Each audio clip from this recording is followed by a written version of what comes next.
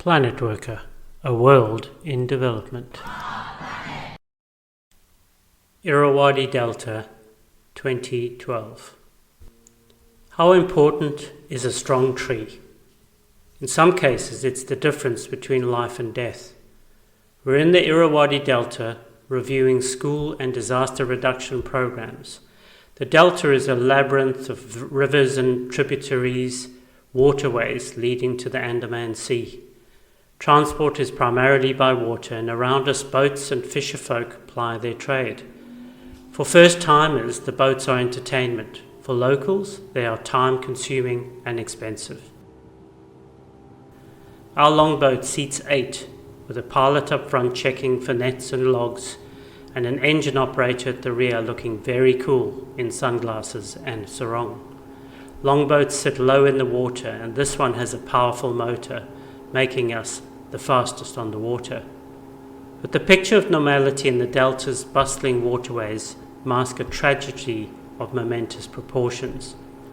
The Delta has been known as Cyclone Nargis, with storms regularly reaching landfall and disrupting the normal ebb and flow of life.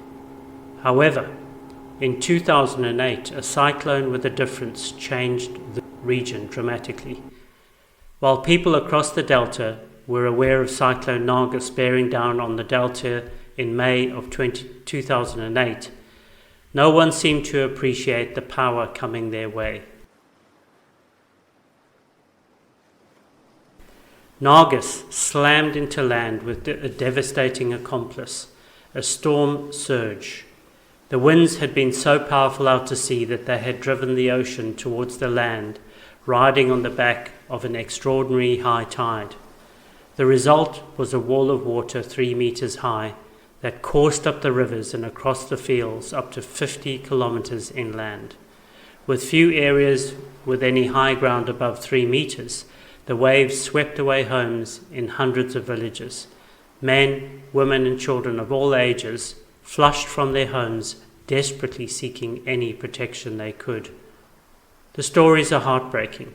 A village headman describes how he lost his children, ripped from his arms by the force of the water. This village lost over 500 people, half of the population. Without any sign of irony, he informs us that there are other villages less lucky, as they were almost entirely wiped out. The headman describes a terrifying night of wind and water and loss. But the impact was also disproportionate on age and sex. Children and women suffered more, unable to swim or with the strength to grab a tree. Men clung for life on tall trees, watching helplessly as others were washed away. The trees became salvation for the lucky ones, bruising their chests and scratching their arms as they clung on. Many others disappeared. I looked around the group, and the sadness is palpable, but they are willing to talk. Survival brings with it trauma, but also rehabilitation. They tell us of the new concrete school built with a roof capable of holding 500 people at a height of 5 meters. This is too late to have spared them during Nargis, but maybe the next one. Of course, it's not just about hardware. Along with the school building, they have a plan for sheltering during cyclones.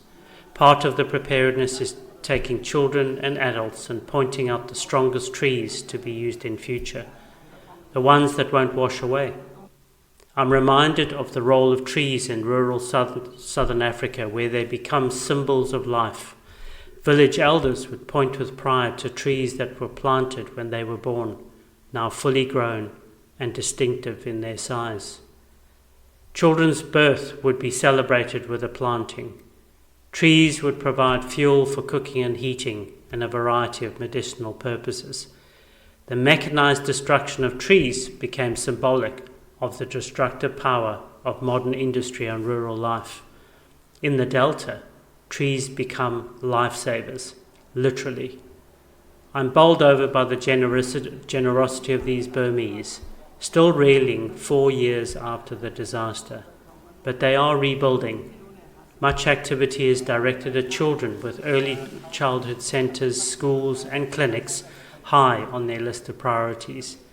Education is important to them, and many laughed when I asked about an appropriate age for girls to be married. 18 to 20 years is normal, they said, but after 25 is much better because they have opportunity to study and mature. There's clearly no support for early marriages here. They watch with amusement as we clumsily climb back on the boat. At least we are entertainment for the kids. But is there a future for these kids in the Delta? With sea rise and increasing number and intensity of severe storms, the future of millions of people living in low-lying coastal areas like the Delta is bleak.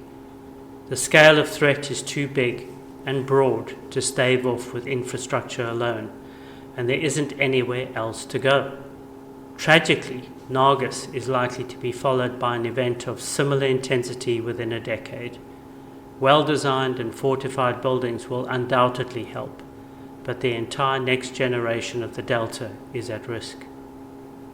On the way back to town, I look anxiously to the sky. Dark clouds and rain on the way, not a cyclone, but a light storm. I go and sit at the front of the boat to boost my confidence. I think about this beautiful place, the enormity of the disaster, of loss and the resilience of its people. Even in disaster, there is hope and renewal. I'm suddenly feeling a bit lighter. I just have to find a strong tree.